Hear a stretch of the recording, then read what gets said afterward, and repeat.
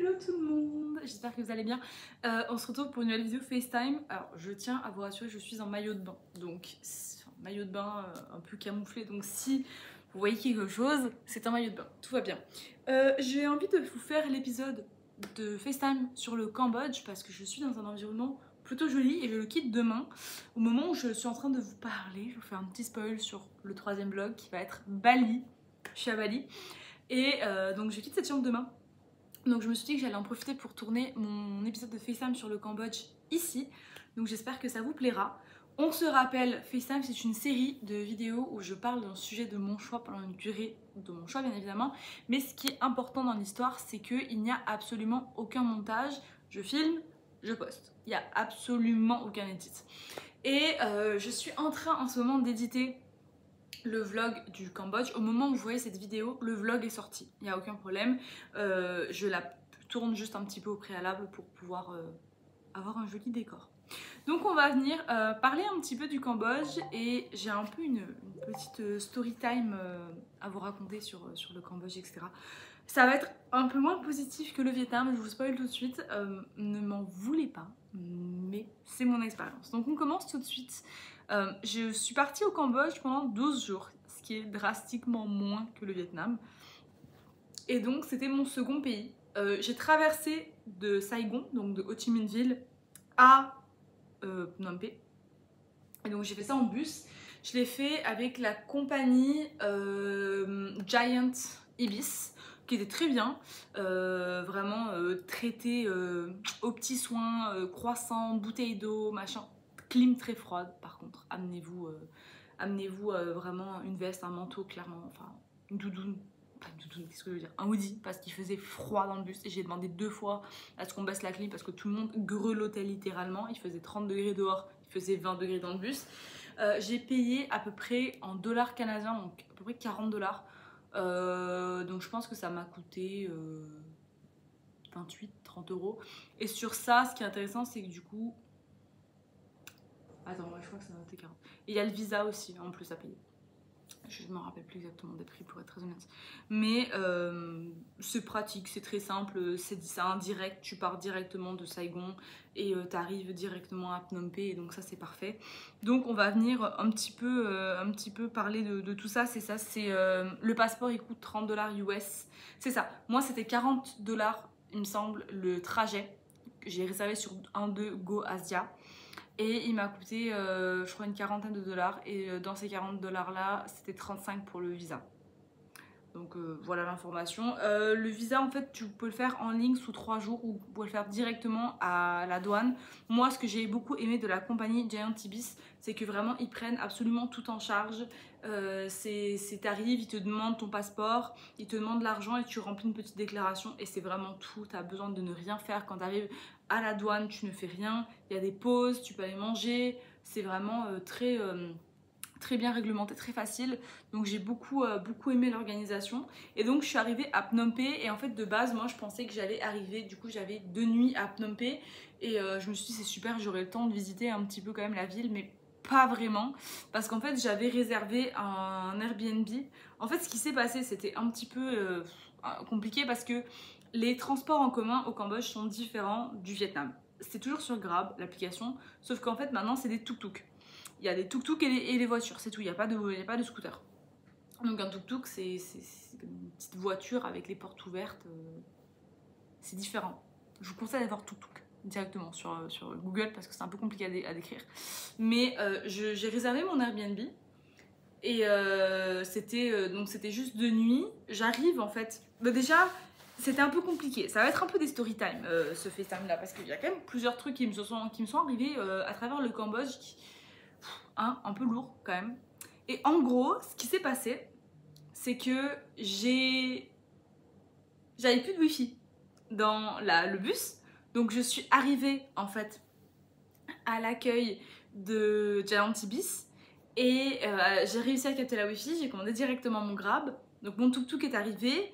Il m'a amené à l'hôtel. Donc moi j'arrive dans le quartier où je suis censée avoir l'hôtel, mais je n'ai pas internet parce que je n'ai plus de 4G. Et là, je trouve pas l'endroit. J'arrive à capter internet ou d'un restaurant ou un truc du genre et je vois que je suis pas censée être au bon endroit. Donc là, je continue à un peu à avancer. Je me dis, bon, vas-y, je vais trouver, je vais finir par trouver l'endroit, etc. Je marche 15 minutes avec mon gros sac à dos. Vous le voyez dans le vlog, mon égyptien, j'ai l'impression d'un Pékin Express. C'était vraiment ça.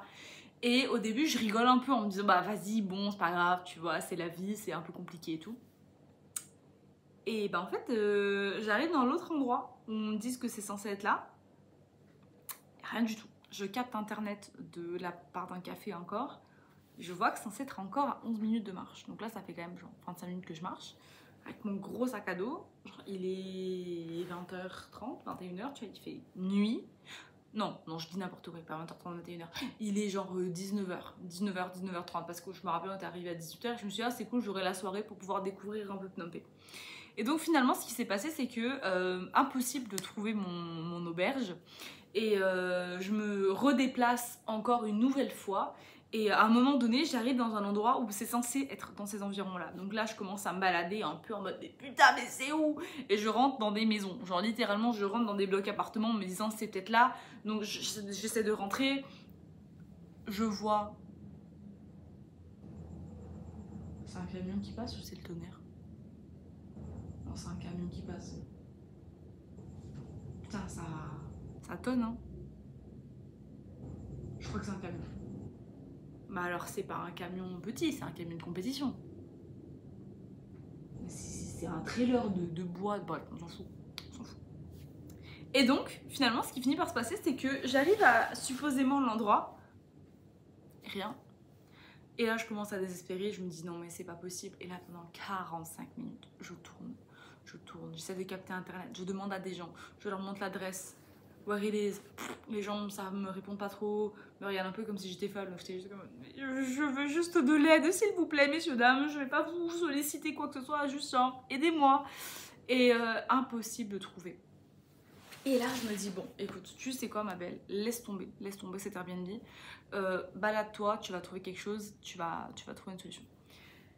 Donc je me balade un peu loin du coin où j'étais atterrie pour la seconde fois et je tombe sur un hostel, le Mad Monkey. Mad Monkey, c'est une institution dans tous les hostels, tout le monde connaît, c'est un peu un hostel qui est réputé pour être un hostel de fête et de wouhou, tu vois. Et donc j'arrive au Mad Monkey, je dis à la meuf, est-ce que je peux prendre ta wifi? Elle me dit, ouais, je m'en fous, t'inquiète. Donc je prends la wifi et j'envoie un message au résident Airbnb, tu vois. Et je lui dis, par contre, premier degré, je ne trouve pas du tout ta localisation. Et il m'envoie en mode... bah t'es où? Et j'envoie le lien Google Maps en mode est-ce que ce serait possible de me dire où c'est ou genre de venir me chercher, tu vois, parce que là vraiment ça commence à être très long, ça fait genre 2 heures que je suis sortie, ça fait 2 heures que je cherche, ça commence vraiment à me stresser.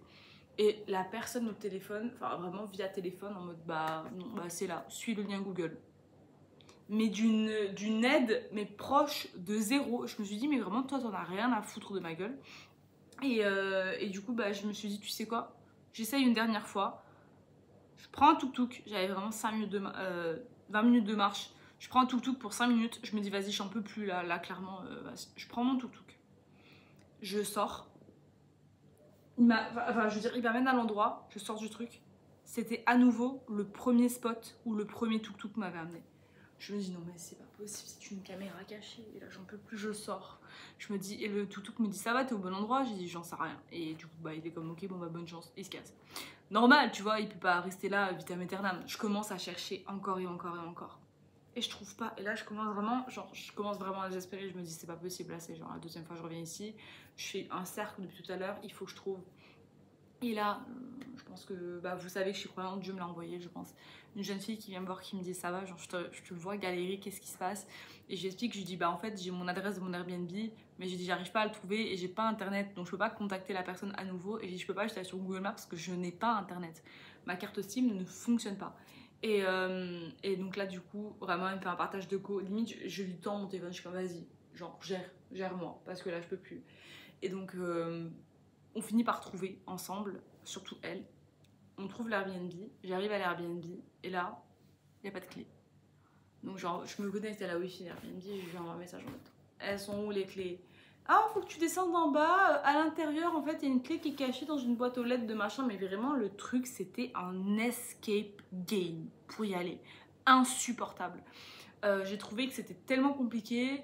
La fille en avait rien à foutre de ces personnes. Je n'ai jamais rencontré personne en vrai. Je m'en fous de rencontrer forcément les hôtes, mes hôtes Airbnb, mais là vraiment elle en avait rien à foutre. Et donc vraiment un peu un aspect où je sentais clairement qu'il n'y avait pas d'intérêt à m'aider, pas d'intérêt à vouloir juste en fait être une bonne hôte. Et donc je partis en la notant salement parce que clairement, enfin je suis désolée, mais une personne qui est autant peu dans l'aide, ça aide pas. Donc voilà, déjà le début en fait de Phnom m'a pas tellement donné envie, tu vois, parce qu'avec tout ça, après je me suis dit bon, stigmatise pas une ville. Donc je me suis dit on va visiter un peu. Donc j'ai toute une journée, je vais à Phnom Penh, je visite un peu, donc je visite le palais royal. Au début j'y galère, je trouve pas l'entrée, je sais pas où aller. Je finis par suivre un moine, vous le voyez dans le vlog, je suis un moine, je vois le palais, oui c'est beau, franchement on va pas se mentir, c'est beau. Je vais aller en même temps sur Insta pour vérifier ce que j'ai fait. Donc c'est ça, oui, je visite Wat Phnom et en plus en fait j'ai eu une chance parce que je suis arrivée dans un moment où c'était 4 jours de journée congé, tout était fermé, il n'y avait personne dans les rues et je suis rentrée dans une boutique d'importation française et le gars c'est un français qui vivait depuis 12 ans en Cambodge, il m'a dit vraiment t'es arrivé au pire moment, tout est fermé, il n'y a absolument rien à faire. Super. Donc j'ai visité Wat Phnom, le palais royal, voilà, j'ai pu voir du coup donc palais royal, j'ai pu voir la Silvergate. Et du coup le soir même je suis partie au High Ground Sky Bar qui est un bar mais ça du coup je l'ai pris juste pour la vidéo parce qu'elle était en train de le fermer, donc voilà. Un petit cocktail, l'argent tout est en dollars US, voilà, tout coûte assez cher je trouve. Donc bon, déjà Phnom Penh, je me dis, et en 2 jours c'est plié, vous avez fait tout ce qu'il y a à faire, il n'y a vraiment pas grand chose je trouve comme endroit. Les Cambodgiens sont gentils, oui, mais j'ai l'impression que les gens d'Asie du Sud-Est en général sont gentils. Donc oui, ils sont très gentils, ça y a aucun problème. Me demandez pas pour la bouffe, c'est toujours la même problématique. Je suis végé et en plus de ça, très compliqué à bouffer. Donc même s'il y a des trucs incroyables, pardon, comme apparemment les gens qui vont au Cambodge, le bœuf loklak, les gens qui mangent du banh mi aussi au Vietnam, je n'ai pas goûté cette tradition-là parce que je sais que je ne vais pas aimer. Je me connais déjà de base, donc je peux pas vous donner d'avis vraiment. Si vous attendez des avis sur la bouffe avec moi, vous êtes foutus. Par contre, je peux vous dire qu'au Cambodge, j'ai bu des excellents matchas. Et ça, c'était vraiment, je crois que c'est le pays où j'ai bu des meilleurs matchas. Pour l'instant, Bali est dans le pays où j'ai bu les pires matchas. Étonnamment parlant. Et donc, je me dis, ok, Phnom Penh, c'est bon, vas-y, j'ai fait, on peut partir, on s'en va. Je fais un petit peu de route parce que je me dis, bon, je vais aller à Sihanoukville. Donc, je prends un genre de... C'était par la compagnie VIP Bus, un truc du genre. C'était comme une genre de camionnette, on était 2, 3, 4, 5, 6, 7, 8, 9, 10, 12, 15 dedans à peu près. Et là, on avait 3h30, 4h de route, en fait, de Phnom Penh à Sihanoukville. Bon, je vais pas vous mentir, l'organisation, c'est un petit peu entassé comme des bestiaux, il fait chaud... tout le monde est pieds nus, enfin, c'est un peu vrai, enfin, c'est très nonchalant quoi. Je veux dire, tu te dis je vais payer un prix VIP pour avoir un certain confort, finalement tu l'as pas tant. Après c'est très expérience Asie du Sud-Est, hein. Je veux dire, j'ai été en Inde toute mon enfance et j'ai vu ce genre de transport toute mon enfance où t'as tout le monde qui est à moitié pieds nus, qui s'en bat les couilles ou qui écoute de la musique fort. Enfin, je veux dire, c'est un truc, il y en a en Asie du Sud-Est, il y en a partout dans le monde. Donc ça, c'est un truc qui change pas trop. Mais bon, je m'attendais à un truc un peu plus VIP, tu vois. Mais bon, ça, c'est vraiment pas grave. Donc on fait le truc à Sihanoukville. Bon, le seul truc, c'est la clim. Je t'avoue qu'il fait vraiment chaud. On est là, su à grosses gouttes et on a les bagages à moitié sur les pieds. Mais c'est pas grave. On arrive à destination à Sihanoukville. J'avais réservé sur internet, c'était sur quoi que j'ai réservé? Sur Booking. Un hôtel qui s'appelle le Mangrove Beach Bungalow. Rappelez-vous ce nom. Mangrove Beach Bungalow. N'y allez pas. N'y allez pas. En gros, ce qui se passe, c'est qu'au Cambodge, il y a 2 îles. Je vais accélérer un peu le rythme. Il y a Koh Rong et Koh Rong Samloem. Koh Rong, c'est une île de sable blanc. C'est une île où l'eau est bleue, turquoise, le sable il est blanc, incroyable, c'est une île cristalline, tout le monde compare ça aux plages de la Thaïlande, des Caraïbes, des îles Fidji, des Maldives, de ce que tu veux, c'est censé être une plage incroyable. Tout le monde dit, si tu veux une fête, tu vas sur Koh Rong. Si tu veux vraiment une île plus tranquille, mais toujours autant de sable blanc, tu vas à Koh Rong Sam Loem. C'est pas la même île. Les deux îles sont pas très loin, mais c'est pas les mêmes endroits. C'est pas le même ferry, c'est pas les mêmes quais, c'est complètement différent. C'est juste le nom Koh Rong et Koh Rong Sam Loem qui sont à côté. Et en gros, moi j'étais passée donc par Booking qui m'avait envoyé un message sur WhatsApp qui m'avait dit est-ce que tu veux réserver avec nous le ferry? Comme ça au moins c'est réglé. Au début j'ai hésité, après j'ai dit ok tu sais quoi, on va réserver le ferry ensemble, ça va être plus simple. Donc l'hôtel, et c'est l'hôtel qui s'est occupé de ça. Donc Mangrove Beach a réservé avec une agence de ferry un ferry à mon nom le jour même à Sihanoukville. Donc j'arrive à Sihanoukville, je prends un tuk-tuk direction l'endroit où il y a des ferries, ok. J'ai à peu près 1h30 d'attente, il y a un 7-Eleven, je fais une razzia de bouffe parce que clairement sur l'île, la nourriture est chère, les snacks sont chers, donc beaucoup de gens achètent beaucoup de choses avant de partir. Et c'est vraiment la meilleure chose. Si vous allez à Koh Rong ou à Koh Rong Sam Loem, vous allez passer par Sihanoukville, allez au 7-Eleven et blindez-vous de snacks. Je vous en prie, blindez-vous de snacks. Vraiment, moi j'en ai eu pour 16 balles de snacks. J'ai acheté à peu près un snack, 2 à 3 snacks par jour. J'étais là genre 4 jours, donc vraiment c'était un truc de fou. J'avais le sac rempli, j'étais ravie. Et donc ensuite, j'arrive sur le quai pour aller prendre mon ferry. De base, j'étais genre quai au numéro 7. Le ferry a un peu de retard, finit par arriver. Ils me disent, tu vas où? Moi, je vais au quai Eden. C'est ce qu'il y a écrit, Mangrove Beach, quai Eden, ok? C'est ce qu'il y a écrit sur mon billet. Mon billet, j'ai payé l'aller-retour 25 $ US. Ce qui est cher, ça fait genre 23 €, donc c'est pas donné. Et c'est important hein, pour l'histoire, pour ça que j'insiste autant, parce que vous allez me dire, ouais, c'est que du négatif, mais c'est mon expérience au Cambodge. Donc je peux pas dire que le Cambodge est un mauvais pays, mais je dis juste que moi j'ai vécu. Et en gros, j'attends mon ferry, on me dit, ouais, finalement, c'est pas lui. Là, c'était un gros ferry, et ils me disent, non, c'est au quai numéro 9. Donc j'arrive au quai numéro 9, un tout petit bateau, on est genre 10 dessus. Donc, ok, je donne mon sac, parfait, je monte là-dedans. D'ailleurs, le ferry est comme ça. Moi, j'ai le mal de mer. Donc, je me dis, aïe, putain.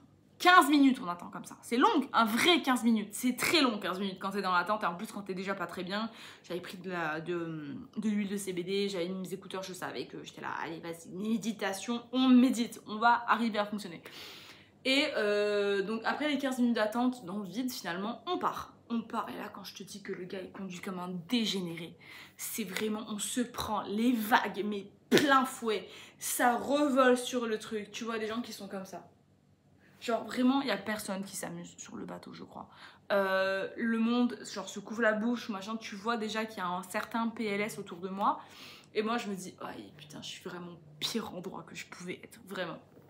Et je me dis, vas-y, let's go. Puis à un moment donné, personne ne prévient rien, personne ne parle de rien. Et on arrive pas loin d'un quai, il dit, ah, genre ça c'est Mpaebé. Moi, je sais pas ce que c'est Mpaebé. Enfin, je suis pas au courant de où je suis, qui je suis, qu'est-ce que je fais. Donc, bon, voilà, je descends pas. Puis il y a un gars devant moi qui me dit, tu vas où? Je dis, ah, je vais à Eden. Il dit, ok, bon, bah, c'est pas celui-là, c'est l'autre. Je dis, ok, parfait. On s'arrête à 3 quais au total. Et à un moment donné, le chauffeur me dit, enfin le capitaine me dit, ah Eden, ouais c'est le prochain. Ok, bon, parfait. J'arrive à le quai Eden et je descends du bateau. Je descends, enfin je veux dire je monte sur le quai parce qu'il fallait monter du bateau. Et là il commence à me tendre les sacs. Et là il y a un gars du resort en face de moi qui me dit, bonjour, vous êtes à quel resort? Et moi je dis, bah je suis au Mangrove Beach. Mangrove Beach. Je dis bah oui, il me dit mais vous n'êtes pas du tout au bon quai. Et je dis mais je sais pas, j'ai dit c'est la fille à l'accueil qui m'a dit de descendre ici. Il me dit mais vous n'êtes pas du tout au bon endroit. Et donc là il me donne mon sac à dos et moi j'ai comme mon sac à dos dans les mains, je dis mais je fais quoi, je remonte sur le bateau. Et là il parle avec les gars du bateau et il dit bah non les gars du bateau veulent pas vous reprendre. Et moi je suis juste là genre avec mes sacs en mode mais du coup je fais quoi? Et au moment où je suis dit ça, le tonnerre. L'orage qui tombe, c'est pas une orage, c'est des seaux d'eau, ok? Donc là, je cherche pas à comprendre, je mets mon sac à dos, je cours en fait. Je cours, je dois me casser la gueule d'ailleurs. Je cours sur le quai glissant en crocs avec le sac à dos complètement mouillé déjà de base. Et là, il y a comme une genre de grosse estrade, genre couverte. Et donc, je me fous là-dessous. Et là, j'ai une touriste qui me dit, vous devriez peut-être appeler votre hôtel. J'étais là comme, no shit Sherlock. Là, je suis saoulée. La vidéo va durer plus que 30 minutes, ça je vous le dirai. Et Donc vraiment, le seum, je suis saoulée, j'en ai ras le cul, ça me casse les couilles. Et j'arrive en fait sous ce quai-là, et là j'appelle en fait l'hôtel tout de suite sur WhatsApp. Pas de réponse. L'hôtel qui m'envoie un message, pourquoi t'es pas descendu au bon quai? Et vraiment, je vous jure de la vie de ma mère que c'est exactement ça. Pourquoi t'es pas descendu au bon quai? Je lui dis, pardon, j'ai dit, c'est votre personne qui travaille au quai en fait, qui m'a dit de descendre à Eden. C'est elle qui m'a dit, ouais, mais dans le message qu'on vous a envoyé pour confirmer que vous veniez bien, il y a bien écrit quai Saracen. Il n'y a pas écrit quai Eden. Je lui dis, alors je comprends. Je lui dis, j'entends bien. Moi, je me suis dit, c'était une erreur de texte. Je dis, mais c'était à elle de me transmettre le bon billet. Et il me dit, ouais, bah là en plus il pleut et tout. Je dis, bah oui, no shit, j'ai bien vu qu'il pleuvait, du coup je fais quoi? Parce que l'hôtel qui avait à côté de moi, c'était 300 balles, 300 balles les 3 jours, ok? J'avais payé 60$ canadiens pour 4 nuits. Donc là, on peut te dire que j'étais pas du tout dans le budget. Je commence à flipper. Et le gars me dit, bon, on va envoyer quelqu'un pour venir te chercher. Je dis, dans combien de temps? Il dit, je sais pas, dans 15 minutes. Moi, je suis là, sous le truc, je suis en train de me faire bouffer le cul par des moustiques parce qu'il y a des moustiques qui passent tout le temps. J'appelle ma mère, en grosse PLS, maman, vas-y, ils m'ont pas laissé au bon endroit. Et là, en fait, c'est même pas de la tristesse, c'est de la colère. C'est dans le sens où ils ont pas fait leur taf correctement. Je me retrouve complètement perdue, complètement genre mise de côté, en mode vraiment je suis un chien. Et c'est là un truc où j'ai un peu eu du mal, c'est que les gens sont passés à côté de moi, l'hôtel est passé à côté de moi, enfin plein de gens qui travaillaient là sont passés, ils m'ont regardé vraiment comme un déchet, genre personne m'a demandé si j'allais bien, qu'est-ce qui se passait. Vraiment j'étais là, mais ils m'avaient droppé ici, j'aurais pu crever, la bouche ouverte, il n'y a personne qui m'aurait parlé. Ça j'ai trouvé ça un peu bizarre pour le coup. Donc 15 minutes passent et là je vois un flash dans mes yeux et en gros c'était un petit gars de 16 ans en moto qui est venu me chercher. Il a plu. Quand je vous dis que ça glissait, la plage glissait de ouf. Et c'est même pas le pire dans l'anecdote. Hein. C'est que du coup on arrive sur la moto, il met mon sac à dos sur le devant, j'ai mes sacs sur les épaules et on part. Et là les gars, quand je vous dis 15-20 minutes de moto, c'est un réel 15-20 minutes de moto. Dans des chemins comme ça, il n'y a que de la boue, il n'y a que de la terre, il n'y a que des graviers. Heureusement, le gars, il sait où il va, il a une toute petite lampe, il fait une nuit noire. Et vraiment, je prie. Mais quand je vous dis, j'ai prié comme une malade. Là, je me suis dit, si on dérape, on meurt pas, mais on se pète une jambe, tu vois. Et vraiment, j'ai pas envie de me casser une jambe sur Corong Sam Loem. Clairement pas. En plus, mon assurance n'était pas encore prise en charge à ce moment-là. Maintenant, je le suis. Mais vraiment, j'arrive après les 15 minutes à l'hôtel. Je suis comme ça, genre, je suis pas bien. J'arrive à l'accueil, genre, je paye l'hôtel. Et le gars, tu sais, genre, je suis froide, je suis vraiment neutre, j'ai pas envie de parler. À un moment donné, il me dit un truc, je dis, vous savez, je lui dis, moi, c'est pas mon truc de faire chier les gens. J'ai jamais fait ça de ma vie, ça m'est jamais arrivé. J'ai dit, moi, la fille, j'ai fait confiance parce que j'avais vu sur le papier qu'il y avait écrit Korong Sam Loem et que c'était Saracen B. Mais je me suis dit qu'il y avait une erreur ou j'en sais rien. Il m'a dit, ouais, mais dans la vie, je veux dire quelque chose, il faut toujours revérifier. Et c'est lui qui a dit ça, c'est pas moi. Il a dit, dans les pays asiatiques, il faut toujours que tu reconfirmes. Et il y a plein de gens qui savent pas lire et qui le disent pas. Bah alors là, oui, non, mais je peux comprendre, d'accord, mais ça, c'est pas à moi de savoir que la meuf ne sait pas lire, tu vois. Moi, pour moi, dans ma tête, je veux dire, elle fait son travail correctement.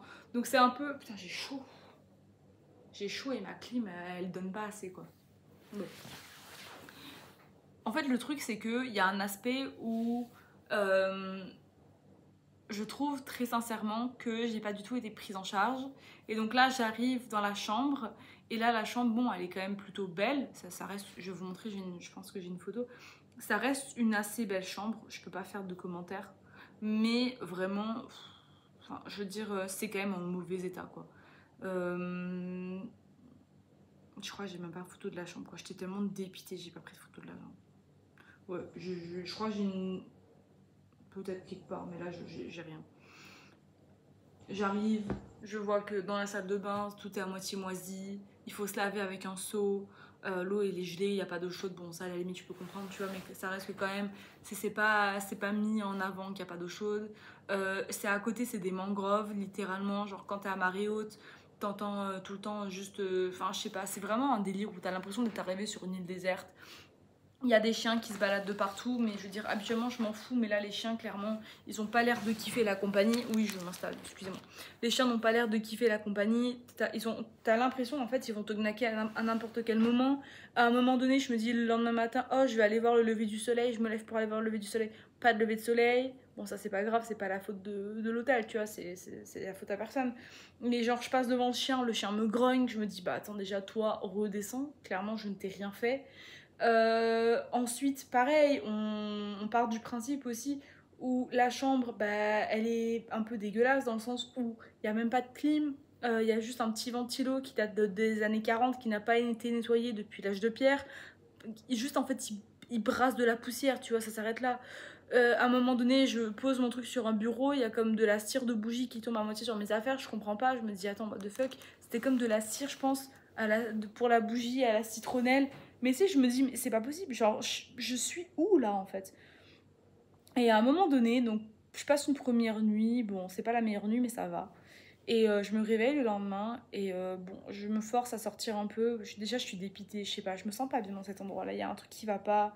J'arrive à l'accueil, je lui dis, tu sais, oh, je voudrais bien une noix de coco fraîche et tout.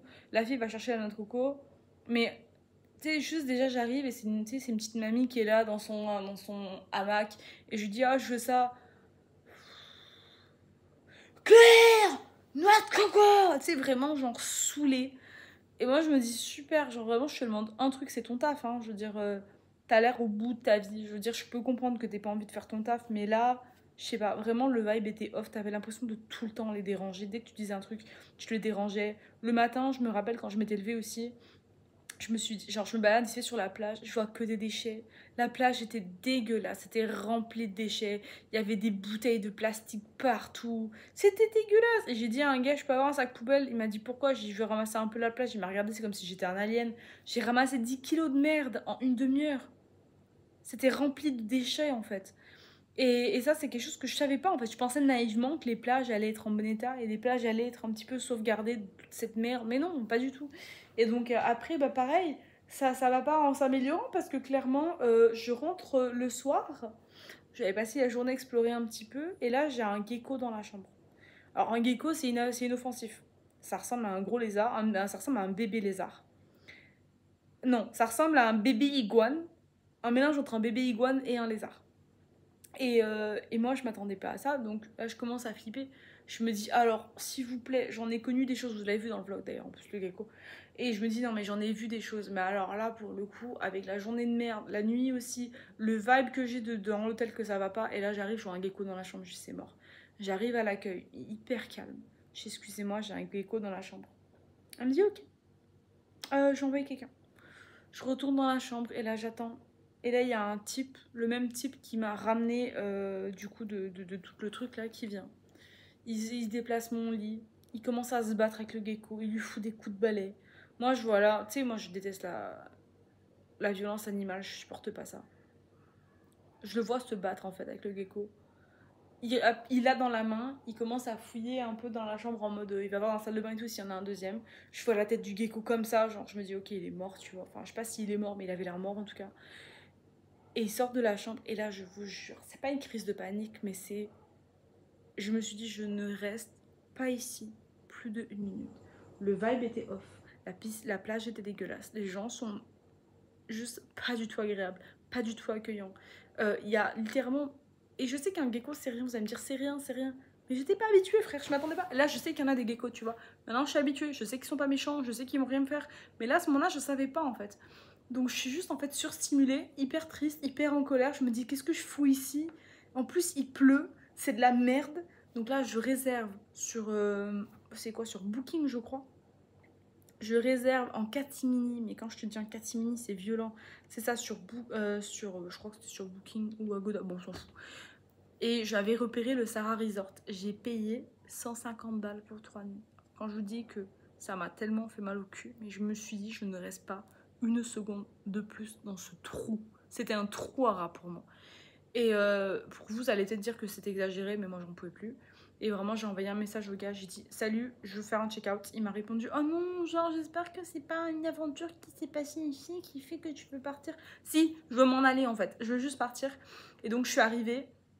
J'ai fait mes valises, j'ai fait tout mon sac à dos qui était tout sorti hein, en peut-être 5 minutes.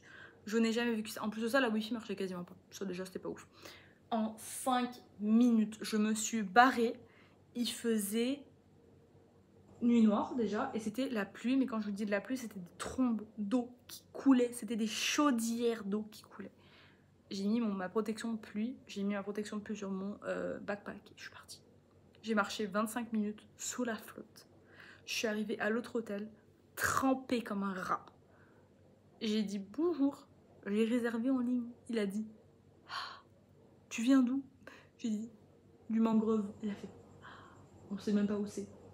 En fait, le mangrove était tout de l'autre côté. Donc en fait, entre le mangrove et le quai Eden, il y avait 30 minutes de marche, ce qui est énorme pour une île en fait. Et vraiment, c'est un truc complètement éloigné et un petit peu inusité, tu vois. C'est vraiment pour les gens qui ont pas envie de voir personne, qui ont vraiment envie de mettre un très petit budget. Et je vais vous le dire, si vous allez sur Korong, Sam Loem, et que vous allez dans ces alentours-là, prenez pas le mangrove. Vraiment, c'était de la merde.